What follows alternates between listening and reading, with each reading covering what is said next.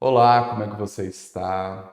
Já caminhando para o final desse módulo, hoje eu quero falar de um tema extremamente importante, que é a pessoa do Espírito Santo, ou seja, uma pessoa que vive com a gente, que vive dentro da gente e que hoje está conosco. Queira você ou não, essa pessoa pode viver em você, você tem conexão, você tem acesso. E ela já sabe o seu futuro, ela já sabe o melhor caminho, já sabe se você tem que abrir uma empresa ou não, já sabe qual relacionamento você tem que estar ou não tem que estar. É uma pessoa, é a pessoa de Deus, é uma pessoa da natureza de Deus. Então a primeira coisa não é uma energia. Em Minas Gerais nós temos a CEMIG, que é a fornecedora de energia. Deus, na sua forma espiritual, não é uma energia. Por mais que você pode sentir um arrepio, algo do tipo, isso não é a pessoa de Deus em essência. Eu vou te falar por que eu estou chamando de pessoa. Mas a primeira coisa, não é uma energia, não é um sentimento, não é uma emoção. Na presença de Deus, a gente pode ter esse tipo de manifestação, mas existe uma pessoa que está comigo agora, que está com você. E essa pessoa é a terceira parte da pessoa de Deus que vive com você. Ela é o Espírito Santo. De manhã, quando eu acordo, a primeira coisa que eu faço é pedir a presença do Espírito Santo no meu dia. Porque essa pessoa está comigo. Deus, ele liberou a sua presença o dia inteiro. Então nós temos todo o tempo, não é mais tenho que ir na igreja, tenho que ter a Arca da Aliança que o pessoal antigo tinha, tenho que esperar o entardecer para conversar com Deus no Éden, não tem isso mais. Agora nós temos 24 horas, todo o tempo. Enquanto você está tomando banho, enquanto você está no banheiro fazendo suas necessidades, essa pessoa está com você com livre acesso. Hoje eu vou te falar como que nós sabemos que Deus é uma pessoa e que essa pessoa está conosco. Em João 14, verso 16, eu vou ler alguns versículos aqui para você ter um direcionamento e um entendimento de como você vive com o Espírito Santo. Em João 14, verso 16, vai falar: Eu rogarei ao Pai e ele vos dará outro consolador para que fique convosco para sempre, o Espírito da verdade. Então, esse outro consolador, quando a gente traduz, e eu tenho a tradução aqui, vai falar que é outro da mesma natureza. Lembra lá das primeiras aulas que a gente falava da natureza de Deus, que nós éramos da natureza de Deus? Então, esse outro consolador se refere à mesma natureza de Deus, porém agora como uma outra pessoa, esse outro consolador. João 14, no verso 26, vai falar: Ele vos ensinará todas as coisas e vos fará lembrar sobre o Espírito Santo também. Vai falar que ele vai te ensinar todas as coisas e vai te fazer lembrar. Então, isso, ao meu ver, são atributos pessoais. Ensinar, eu posso te ensinar, ok? Isso é um atributo pessoal. Eu posso te lembrar, também é um atributo pessoal. Vamos seguir. Atos 13, verso 2 vai falar: Disse o Espírito Santo: Separai-me Barnabé e Saulo para a obra a que o chamei. Então, peraí, ele está chamando, ele está falando, né? Disse o Espírito Santo. Também são atributos de uma pessoa. Ele fala, ele chama. Vamos lá, Efésios 4, verso 30. Não entristeçais o Espírito Santo de Deus. Gente, só uma pessoa pode ficar triste. Quando eu falo não entristeçais o Espírito Santo, é porque a gente só entristece uma pessoa que tem sentimento. Eu não consigo deixar triste uma televisão, a câmera que está me filmando. Eu consigo deixar triste a minha mãe, o meu pai, minha esposa, meu filho, minha filha, porque são pessoas com sentimento. E a gente só consegue magoar aquela pessoa que tem um laço com a gente. Você consegue xingar uma pessoa no trânsito? Consegue. Mas para você ferir, você tem que ter um laço com essa pessoa. Se você estiver dirigindo e alguém brigar com você, ah, você é um corno. aquilo não vai mudar o meu dia. Mas se a minha esposa chegar e falar que ela ficou desapontada comigo por algo que eu fiz, nossa, aquilo vai doer. Por quê? Porque ela tem um laço comigo. E uma palavra pequena ruim que ela traz para mim, aquilo me machuca. Então, da mesma forma, o Espírito Santo, a pessoa do Espírito Santo, a terceira pessoa da Trindade, ela tem um laço com você. E esse laço causa uma tristeza caso você a machuque. E olha para você ver, a palavra fala para a gente não, de forma alguma, blasfemar contra o Espírito Santo. É um pecado que não tem perdão. Giovanni, mas Deus é um Deus do amor. Como que ele não vai me perdoar? A palavra é muito direta e fala que não vai perdoar se você pecar, blasfemar contra o Espírito Santo.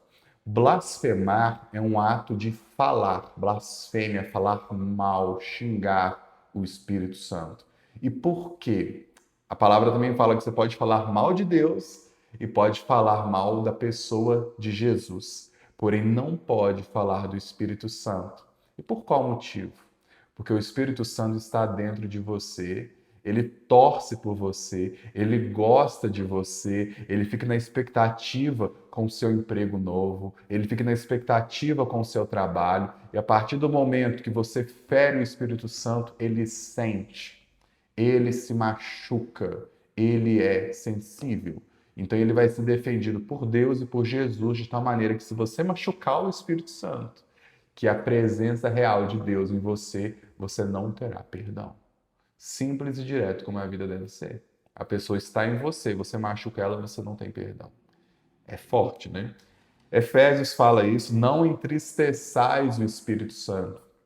Então, quais atitudes que você tem no seu dia a dia que possam estar entristecendo o Espírito Santo?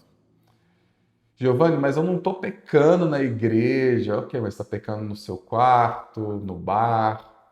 Deixa essa reflexão. 1 Coríntios 12, verso 11, vai falar, olha, mas um só e o mesmo Espírito opera todas essas coisas, repartindo particularmente a cada um como ele quer. Então ele vai dividir algumas coisas e a palavra vai falar, particularmente a cada um como ele quer. Então, agora a gente consegue entender uma vontade própria. Deu para entender? Ele faz conforme ele quer. Isso significa que tem vontade própria. E mais uma vez, sem ser repetitivo, apenas uma pessoa pode ter vontade própria.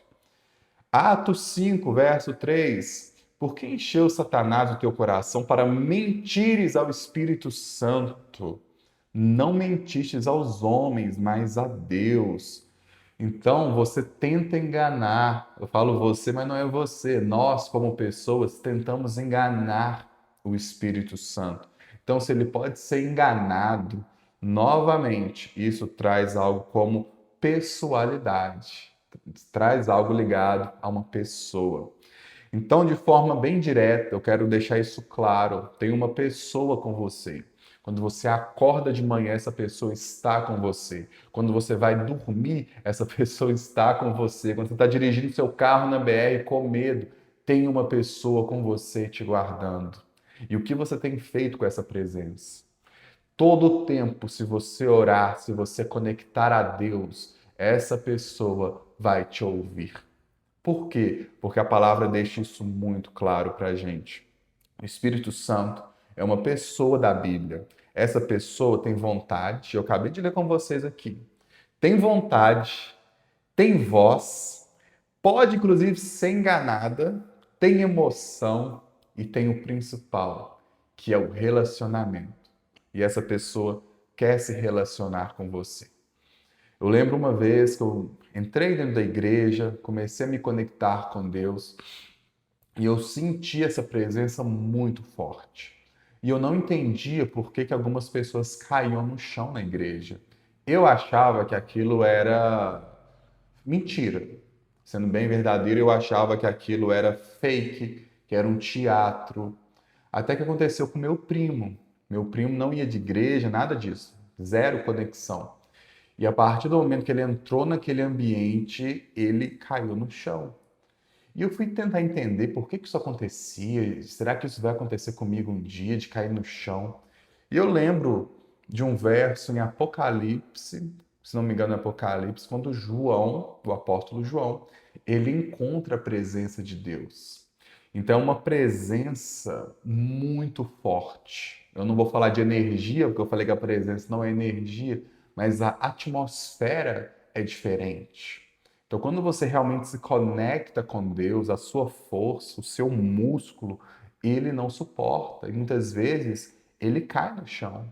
Muitas vezes você começa a sentir um frio, um arrepio. Isso pode ser uma das características da presença de Deus. E quando eu vi o meu próprio primo caindo no chão, eu falei, cara, que loucura. Eu lembro uma vez que eu sou muito calorento. Eu estou aqui, eu desliguei o ar-condicionado para o barulho não ficar alto, eu já estou com muito calor. Por mais que não pareça, eu estou com muito calor.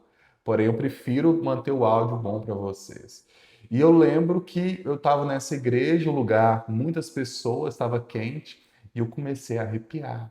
E eu não sou de arrepiar. Não é uma característica minha, não sou de sentir frio. Minha esposa, se tiver um ventinho 4 horas da tarde, ela, nossa, tá ventando, né? Ela sente frio, eu não sinto. E aí, eu comecei a arrepiar, eu olhei para o ventilador, nem era ar-condicionado, era um ventilador forte. Eu falei, cara, isso aqui não me dá frio, por que que eu tô sentindo esse frio? E não era. Você começa a se sentir impactado, você começa a sentir algo diferente, você começa a tremer. E aí eu lembro que esse dia eu até caí no chão. Por quê? Porque eu senti uma presença, eu senti uma força tão forte que o meu pé, meu músculo, meu braço anestesiou.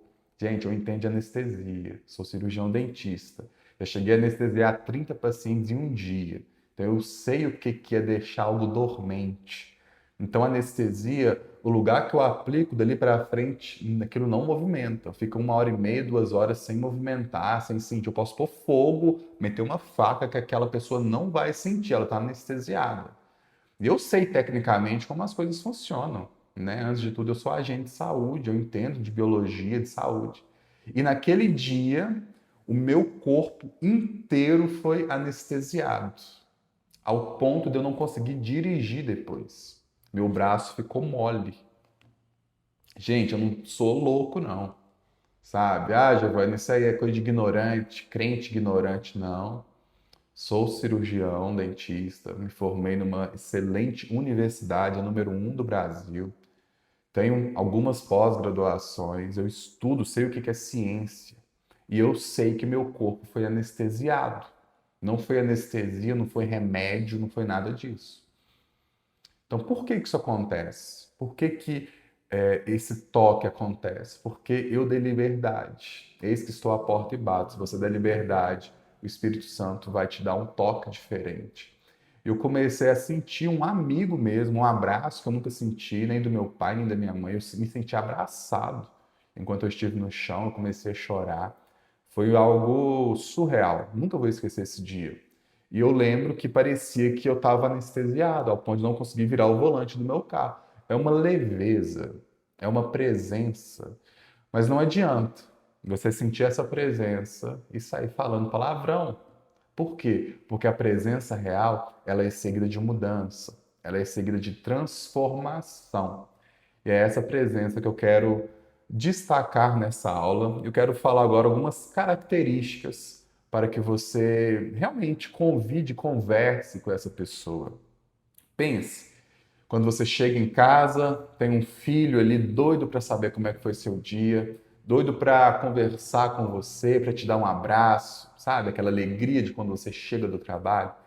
E eu vejo o Espírito Santo dessa mesma forma. Ele fica ali o tempo todo. Vamos ver. Ela vai ler a Bíblia agora, ela vai orar, nem que seja 30 segundos antes de fazer essa prova, antes de pegar o trânsito, uma BR. Ele fica ali naquela expectativa.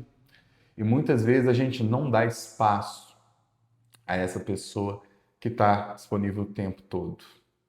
Então, essa presença do Espírito Santo, algo que eu acho incrível, ele vai gerar alguns pontos, vai gerar transformação. Ninguém vai precisar falar para você que o que você está fazendo não é certo. Ninguém vai falar. Não é pastor, padre, ninguém. Por quê? A mudança nasce de dentro. Se eu estou falando que tem uma pessoa da presença, da natureza de Deus em você, não tem como essa pessoa ficar com ódio de todo mundo, xingar todo mundo. Por quê? Porque a presença traz mudança.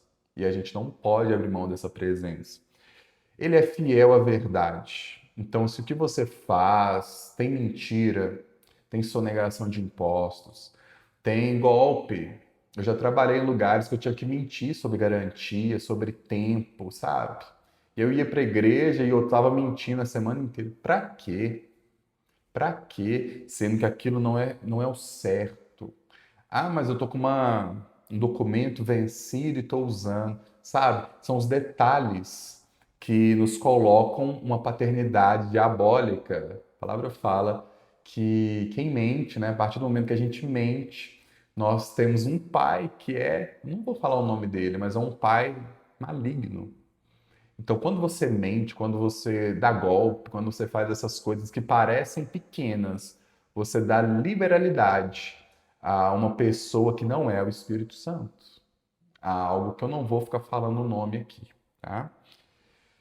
O Espírito Santo gera vida, o lugar que você chega fica alegre, o seu rosto fica bonito. Talvez a pessoa não é bonita, talvez seja igual eu, não tem um rosto muito bonito, mas a gente fica alegre, a pessoa acha a gente bonita, minha esposa apaixonou por mim do jeito que eu sou. Então, quer dizer, nós florescemos. Não existe uma flor que eu ache feia, todas são bonitas do seu jeito. Mas por quê? Ela está viva, ela tem cor, ela tem alegria. Então, a presença do Espírito Santo gera vida, muda o ambiente, muda decisões.